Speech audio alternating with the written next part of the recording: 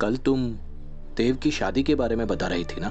हाँ सा, अब हमें लगता है कि हमारे परिवार और देव की जिंदगी को पूरा करने का समय आ गया है।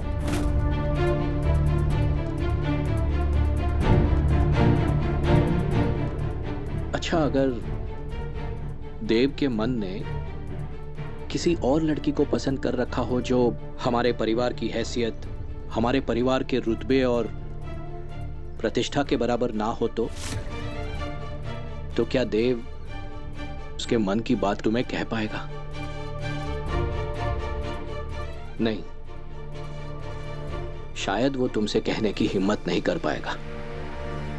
हाँ, नहीं कह पाएगा, क्योंकि देव अच्छी तरह से जानता है कि हमारे घर की बड़ी बहू हमें कैसी चाहिए। तो हमारी प्रतिष्ठा और रुतबे के नीचे किसी को पसंद कर ले, हमारा देव भूल से भी ऐसी गलती नहीं करेगा। और फिर हमेशा से ये बात तय है कि हमारे देव के लिए दुल्हन हम ही ढूंढेंगे। तो इसमें लेकिन की कोई गुंजाइश ही नहीं है। अच्छा, मान लो कि कभी हमें खबर मिले कि देव ने हमें बिना बताए किसी लड़की से शादी कर ली है, तो? ये कैसी बातें कर रहे हैं आप साहब? देव ऐसी बेवकूफी इस जन्म में तो क्या, अगले 7 जन्मों में भी नहीं कर सकता, क्योंकि हर जन्म में देव चंद्रिका सिंह चौहान का बेटा बनकर पैदा होगा और किसी भी जन्म में वो अपनी मासा का नाम और रुतबे का वजन कभी कम होने नहीं देगा। पता नहीं चंदा, तुम क्या करोगी जब तुम्हें देव और वसु की शादी का सच पता चलेगा। ये माता माई, ऐसी क्या बात हो गई जो बाबू साहब ने काम के बीच में से इतनी जल्दी घर बुला लिया?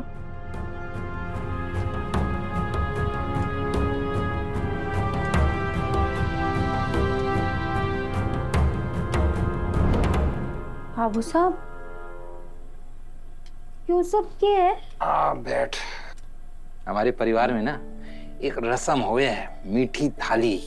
इसमें ब्याह के तीसरे दिन लड़की के मायके से मिठाई, मेवा और गुड़ सज कर जावे है, और अगर उसी थाली में बेटी के ससुराल से मिठाई सज कर वापस आ जावे तो समझ लो कि सासरे वालों ने बेटी को खुले दिल से स्वीकार कर लिया है। वैसे तो थारे को मैं दिन रात थारे सास ससुर देवर देवरानी के साथ राजी खुशी देखे हूं, पर समझ ले कि यो एक रीत है, यो हमारे पुरखों का एक आशीर्वाद है। हाँ? बाबू साहब, आप जितनी उम्मीदों के साथ यो मीठी थाली कोठी भेजेंगे, आपको उतना ही दुख होगा। काश मैं आपको इस दुख से बचा पाती। बाबू साहब, लेकिन यो रस्म तो हमारे घर की है ना। बेबी हुकुम ने इस रस्म के बारे में क्या पता कि ये करना है कि नहीं। और वैसे भी बड़े हुकुम की तबीयत ना अभी भी ज्यादा कुछ ठीक ना है। ऐसे में हमारे घर से उनके घर में मीठा जाएगा तो शोभा नहीं देगा। अरे तू तो बस मीठा चख और मीठा बोल, बाकी यो रीत रिवाज रस्में ना इन दोनों घर के बड़े बूढ़ों पर छोड़ दे तू। बाकी दिव्या मैडम के मायके से मैंने पता किया है, उनके यहाँ तो यो रस्म हुए है, तो थारी सास ने भी यो रस्म जरूर मालूम होगी। अच्छा चल, हमारी मदद कर यो सब बनवाने में। चौहान को खत्म करने के लिए हमें एक नए प्लान के साथ आना होगा, और इस बार मैं उनसे उनकी किस्मत भी छीन लूंगी। तुम तो रहने ही दो करिश्मा, तुम्हारी तो आदत हो गई है मुंह की खाने की। आज तक मैंने जिस घोड़े पे दाव लगाया है वो घोड़ा कभी हारा नहीं, मगर तुम देवांश सिंह चौहान के पूरे खानदान को खत्म करने चली थी, मगर नहीं हो पाया। इस बार ऐसा ही होगा। इस बार देव से पहले उसकी वो ढाल वसू जाएगी और फिर पूरा चौहान खानदान। मुझे बस थोड़े पैसों की और थोड़े वक्त की जरूरत है, आप प्लीज। बस करिश्मा, इस बार नहीं, इस बार मैं तुम पे दाव लगा के वो गलती नहीं करना चाहता। ऐसे गाड़ी कौन चलाता है? हाँ? देख ही चला सकते? गलती उस गाड़ी वाले की नहीं है, गलती तुम्हारी है करिश्मा, क्योंकि मैंने तुम्हारी इस गाड़ी के ब्रेक्स फेल कर दिए हैं। पागल हो गए हो क्या? ऐसा कौन करता है? डू यू इवन रियलाइज हम दोनों मारे जाएंगे? ओह गॉड।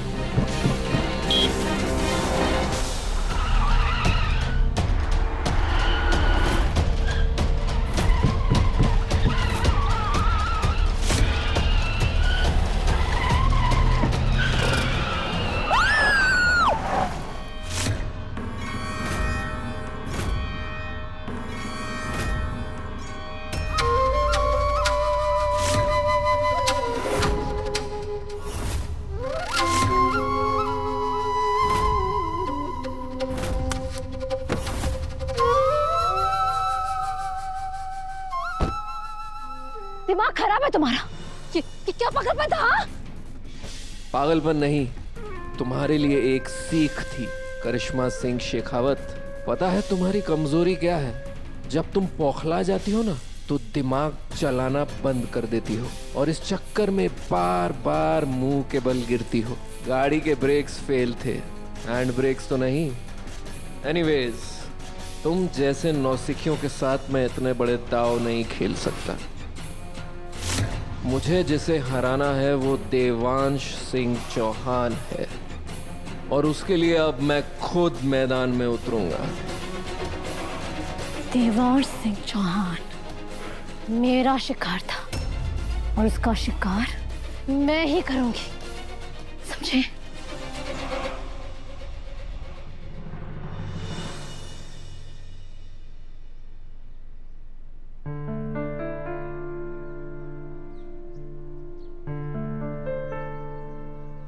और जहां तक आपकी नजर जाती है सर, वहां से कहीं आगे तक हमारी जमीन है। ये जमीन इतनी प्राइम लोकेशन पर है तो हमने कभी इस पर बिजनेस करने के बारे में कैसे नहीं सोचा? इस सवाल का जवाब तो चंद्रिका मैम ही दे सकती है। उनसे बात कर लेता हूँ। अब हमें नए वेंचर्स पे ध्यान देना चाहिए सर। अब तो अवी और दिव्या भी हमारे साथ है। बिल्कुल।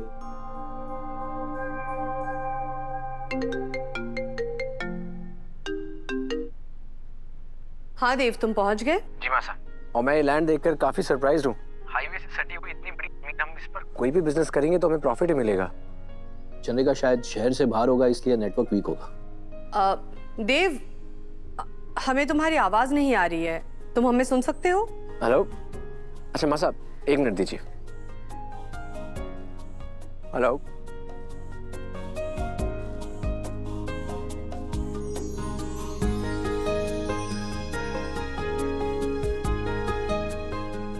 हेलो, अभी आ रही है आवाज?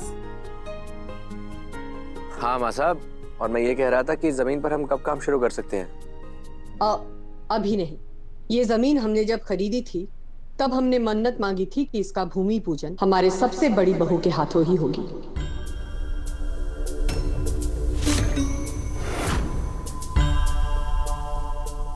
क्या ऐसा सच में मुमकिन है कि मासा वसु के हाथों ये पूजा करवाएंगी?